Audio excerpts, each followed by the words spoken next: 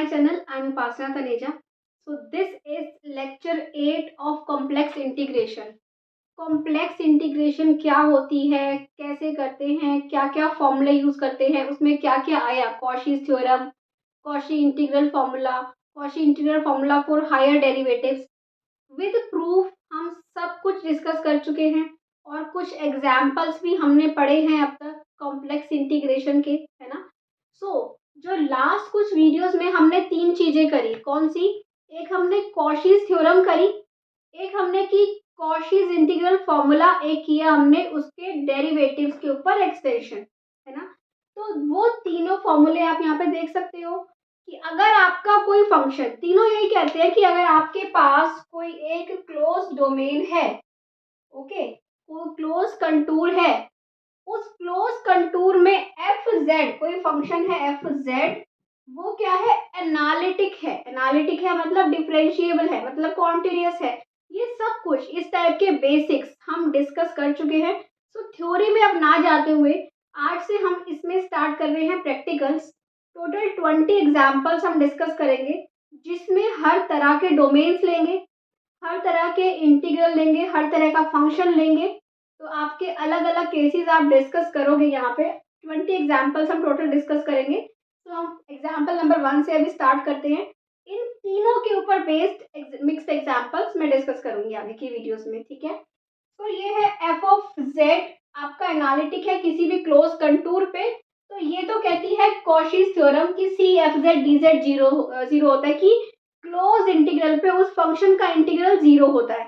अब अगर f z upon z minus a हो तो एफ जेड एनालिटिक है, पर ए पॉइंट कहाँ है? इसके अंदर ही है।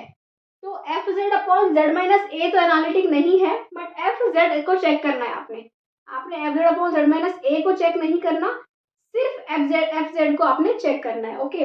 एफ जेड इज एनालिटिक, तो f z upon z minus a की वैल्यू क्या होगी? 2 पाई आई एफ ए। प्रूफ हम कर चुके हैं, तो आप उस वीडियो को रेफर कर सकते हैं अगर आपको प्रूफ करना है तो, ठीक है। F z upon z minus a की power n plus 1 d z क्या होगा?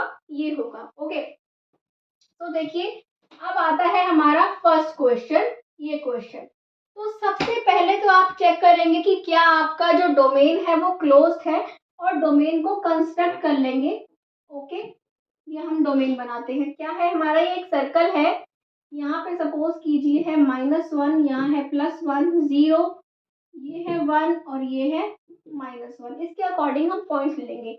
इसका सेंटर क्या है? सेंटर है -1/2, मतलब कि यहाँ पे सेंटर है -1/2 पे, और रेडियस क्या है? 1। इसका मतलब यहाँ तक जाएगा और ये यहाँ तक जाएगा, ओके। तो इसके अकॉर्डिंगली यहाँ पे एक सर्कल बना देते हैं, ठीक है। ये बन गया एक सर्कल। रेडियस क्या लिया हमने? 1 लिया, ओके। सो ये आ गया, हो गया डोमेन। अब कह रहा है कि पॉइंट यहाँ पे हमने ए क्या है, यहाँ पे ए बताना।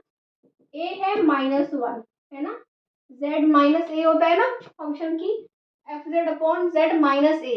तो ए क्या हो गया? -1 हो गया, और -1 तो डोमेन के अंदर ही है, तो ये पॉइंट भी वेरीफाई हो रहा है, okay. So what is F Z? F Z है ई रेज टू पावर जेड, है ना।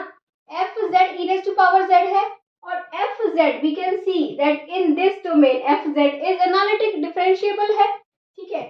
So this implies we can, since fz is an analytic function in the given contour, that means we can apply Cauchy's integral formula.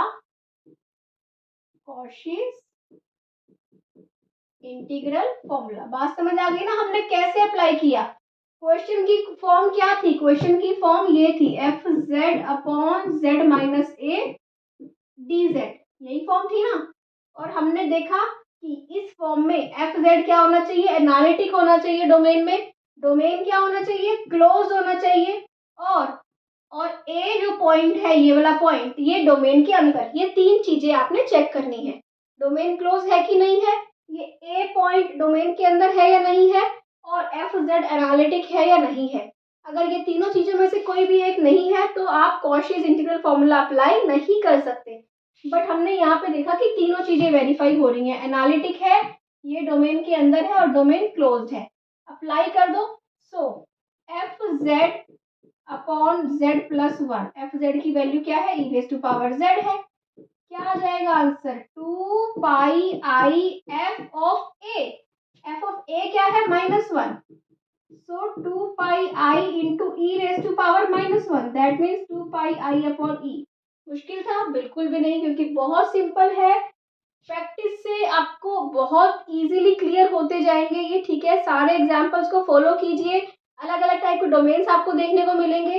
तो देखिए example number 2 क्या है हमारा। तो देखो ये क्वेश्चन क्या है, ई raise to power z by z D z, और ये आपका डोमेन दे रखा है, कंटूर क्या है वो भी आप चेक कर लोगे। हर तरह के क्वेश्चन हम डिस्कस करेंगे, यूनिवर्सिटीज में आए हुए हैं जो जो सारे इंपॉर्टेंट क्वेश्चन इन वीडियोस में डिस्कस होंगे अब आगे, ठीक है। तो देखिए ये है क्वेश्चन आई आपका। तो आपको 3 स्टेप्स चेक करने हैं, मैं बार बार बता रही हूँ क्या, कि डोमेन क्लोज्ड है। देखो डोमेन को ड्रॉ कर लो सबसे पहले, सी जेड इक्वल टू 1, ये तो बहुत सिंपल सा है, 0 इसका सेंटर है, 1 क्या है, रेडियस है। तो ये है आपका डोमेन, है ना, ये है आपका डोमेन। और पॉइंट क्या है आपका, ई रेज टू पावर, नीचे पॉइंट क्या है, पॉइंट है ए की वैल्यू है 0, क्योंकि z माइनस ए होता है ना, F z upon z minus a, और पॉइंट क्या है 0, 0 डोमेन में है। तो ये कंडीशन वेरीफाई हो गई, ये हो गई, point lies in the domain.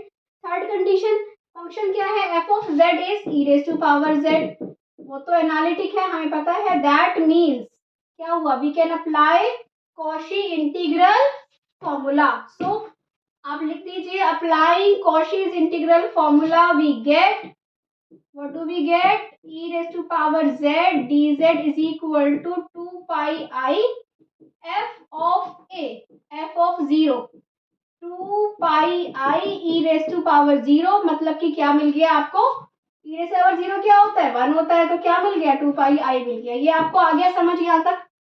अगर इतना ही क्वेश्चन होता तो यहीं तक करना होता, दैट्स इट, फॉर्मूला खत्म, क्वेश्चन खत्म, ठीक है। बट इसके बाद ये क्या कहता है, hence show that 0 to 2 pi e raised to power cos theta cos of sin theta d theta is equal to 2 pi e raised to power cos theta sin of sin theta d theta equal to 0। इसको करना है, इसके लिए हम क्या करते हैं, take put z is equal to e raised to power iota theta, ठीक है।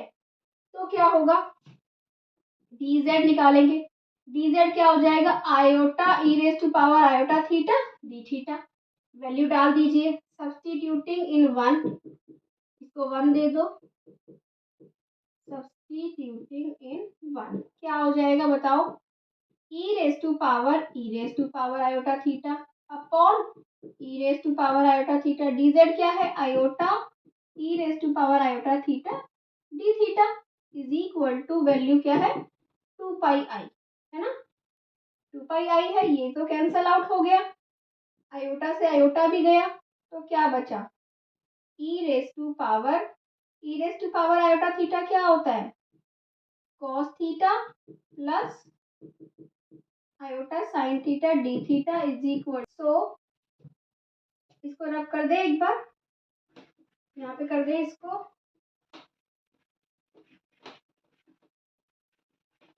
देखिए ये है आपके पास e raise to power cos theta e raise to power iota sine theta d theta is equal to 2 pi. Okay, so e raise to power iota theta की value क्या होती है, cos theta plus iota sine theta. अगर मैं इस theta को sine theta से replace कर दूं तो क्या होगा, cos of sine theta plus iota sine of sine theta, ये हो जाएगा। तो यहाँ पे हमारे पास क्या है, ई raise to power cos theta, ये हो जाएगा cos of sine theta plus iota sine of sine theta D theta is equal to 2 pi. Is that clear, ठीक है, ये हो गया। सो ये हमारे पास क्या बना, e raise to power cos theta cos of sine theta plus iota E raise to power cos theta